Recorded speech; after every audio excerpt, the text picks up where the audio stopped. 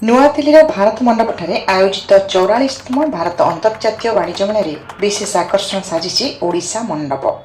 ଶୁକ୍ରବାର ଦିନ ଏହାକୁ ଓଡ଼ିଶାର ଉପମୁଖ୍ୟମନ୍ତ୍ରୀ ଶ୍ରୀମତୀ ପ୍ରଭାତୀ ପରିଡ଼ା ଉଦ୍ଘାଟନ କରିଛନ୍ତି। ଏହି ଅବସରରେ ଉପମୁଖ୍ୟମନ୍ତ୍ରୀ ବିଭିନ୍ନ ଷ୍ଟଲ୍ ବୁଲି ଦେଖିବା ସହ ଓଡ଼ିଶା ମଣ୍ଡପର ଆକର୍ଷଣୀୟ ଡିଜାଇନ୍କୁ ପ୍ରଶଂସା କରିଥିଲେ। ଏଥର ଓଡ଼ିଶା ମଣ୍ଡପ ବେଶ୍ ଆକର୍ଷଣୀୟ ହୋଇଛି। ଏଠାରେ ରାଜ୍ୟର ଅନନ୍ୟ କଳା ସଂସ୍କୃତି ଐତିହ୍ୟ ସାଙ୍ଗକୁ କୃଷି ଶିଳ୍ପ ଓ ବାଣିଜ୍ୟ ତଥା ରାଜ୍ୟର ସାମଗ୍ରିକ ବିକାଶର ଛବି ପ୍ରତିଫଳିତ ହେଉଛି। ଓଡ଼ିଶାର ଅନନ୍ୟ ହସ୍ତତନ୍ତ ଓ ଗ୍ରାମୀଣ ଉତ୍ପାଦ ସୁଭଦ୍ରା ଶକ୍ତି ମହିଳାଙ୍କ ସହିତ ହାତ ତିଆରି ଜିନିଷ ଏହି ବାଣିଜ୍ୟ ମେଳାରେ ପ୍ରଦର୍ଶନ କରାଯାଉଛି। ଓଡ଼ିଶା ସବୁବେଳେ ମହିଳା ଶକ୍ତିଙ୍କୁ ଗୁରୁତ୍ୱ ଦେଇ ଆସୁଛି। ଚଳିତ ବର୍ଷ ଏହି ମେଳାର ବିଭିନ୍ନ ଷ୍ଟଲ୍ରେ ମହିଳାଙ୍କ ଉପସ୍ଥିତି ଏକଥାକୁ ପ୍ରମାଣିତ କରୁଛି। ଓଡ଼ିଶା ମଣ୍ଡପ ଉଦ୍ଘାଟନ ଅବସରରେ କହିଛନ୍ତି ଉପମୁଖ୍ୟମନ୍ତ୍ରୀ ଶ୍ରୀମତୀ ପ୍ରଭାତୀ ପରିଡ଼ା। ନୂଆଦିଲ୍ଲୀରେ ନଭେମ୍ବର 14ରୁ 27 ତାରିଖ ଯାଏଁ ଚାଲିବ ଭାରତ ଅନ୍ତର୍ଜାତୀୟ ବାଣିଜ୍ୟ ମେଳା। ଏଥର ଭାରତ ମଣ୍ଡପର ହଲ୍ ନମ୍ବର 4ରେ ସ୍ଥାନ ପାଇଛି ଓଡ଼ିଶା ମଣ୍ଡପ। ଏ ବର୍ଷର ଥିମ୍ ରହିଛି ଏକ ଭାରତ ଶ୍ରେଷ୍ଠ ଭାରତ। ଓଡ଼ିଆ ଅସ୍ମିତାର ପ୍ରତୀକ ମହାପ୍ରଭୁ ଶ୍ରୀ ଜଗନ୍ନାଥ। ଉତ୍କଳୀୟ ସ୍ଥାପତ୍ୟ କଳାର ନିଦର୍ଶନ ହେଉଛି ଶ୍ରୀମନ୍ଦିର। ଏଥର ଓଡ଼ିଶା ମଣ୍ଡପର ମୁଖ୍ୟ ପ୍ରବେଶ ଦ୍ୱାରରେ ଶ୍ରୀମନ୍ଦିର ସିଂହଦ୍ୱାର ଆକୃତିର ତୋରଣ ଶୋଭା ପାଉଛି। ସେହିପରି ଆଉ ଏକ ପ୍ରବେଶ ପଥରେ ଉତ୍କଳୀୟ ନୌବାଣିଜ୍ୟ ପରମ୍ପରାକୁ ଦର୍ଶାଉଥିବା ବୋଇତ ଆକୃତିର ତୋରଣ ମଧ୍ୟ ନିର୍ମାଣ କରାଯାଇଛି। ଓଡ଼ିଶା ମଣ୍ଡପ ଭିତରେ ଧଉଳିର ଶାନ୍ତି ସ୍ତୂପ ଓ ଡୋକ୍ରା କାରିଗରୀ ସାଙ୍ଗକୁ ଆଧୁନିକ ଜାହାଜର ପ୍ରତିରୂପ ଦେଶ ବିଦେଶର ଦର୍ଶକଙ୍କୁ ଆକର୍ଷିତ କରୁଛି। ଓଡ଼ିଶା ମଣ୍ଡପରେ ଚଳିତ ବର୍ଷ ରାଜ୍ୟ ସରକାରଙ୍କ ବିଭିନ୍ନ ବିଭାଗ ଏବଂ ସହଯୋଗୀ ସଂସ୍ଥା ପକ୍ଷରୁ ମୋଟ 28ଟି ଷ୍ଟଲ୍ ରହିଛି। ଏଥିରେ ଅନନ୍ୟ ହସ୍ତତନ୍ତ ଓ ହସ୍ତଶିଳ୍ପ ସାମଗ୍ରୀ ସହିତ ଓର୍ମାସ ଦ୍ୱାରା ପ୍ରସ୍ତୁତ ଗ୍ରାମୀଣ ଉତ୍ପାଦ, ସୁଭଦ୍ରା ଶକ୍ତି ମାଙ୍କ ହାତ ତିଆରି ସାମଗ୍ରୀ, କୋରାପୁଟ କଫି ଏବଂ ପୁଷ୍ଟିଶସ୍ୟ ଖାଦ୍ୟ ପଦାର୍ଥ ଆଦି ସ୍ଥାନ ପାଇଛି।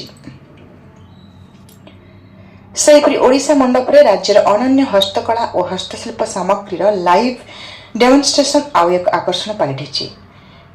ଏଠାରେ ଓଡ଼ିଶାର କାରିଗରମାନେ ପଟ୍ଟଚିତ୍ର, ତାରକସି, ସବାଇ ଘାସ ଓ ଲାଖରୁ ବିଭିନ୍ନ ଉତ୍ପାଦ ପ୍ରସ୍ତୁତ କରି ପ୍ରଦର୍ଶନ କରୁଛନ୍ତି। ଏହାସହ ଓଡ଼ିଶା ପ୍ରସିଦ୍ଧ ରସଗୋଲା, ଛେନାପୋଡ଼, ଛେନାଝିଲି ଏବଂ ଦହିବରା ଆଳୁଦମର ଆଦିର ମଜା ନେବା ପାଇଁ ସ୍ୱତନ୍ତ୍ର ଷ୍ଟଲ୍ ଖୋଲାଯାଇଛି।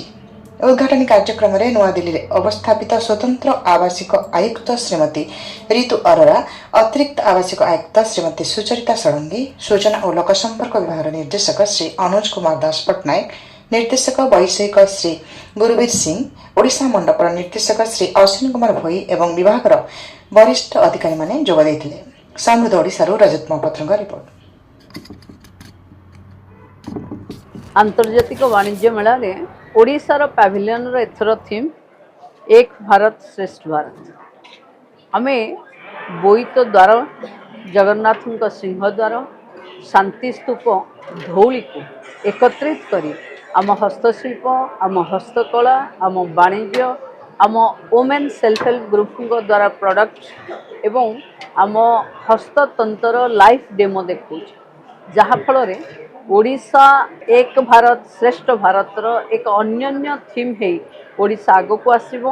मु भावुची आम पैविलियन एथर जो शोकेसिंग करिछि पर्यटन संस्कृतिर स्पिरिचुअल टूरिज्म लाइव डेमो आम हैंडलूम्स हैंडीक्राफ्ट्स एवं लाख आउ धान रे नवरंगपुर जो स्टॉल अच्छी कोरापुट कॉफी ये सबू को देखी जो माने दर्शक एठी को आसीबे निश्चिंत भाव विमोहित हेबे एवं ओडिशार पैविलियन समस्ती को आहुरी अट्रैक्ट करबा आकर्षण केंद्रबिंदु हब ए मोर आशा।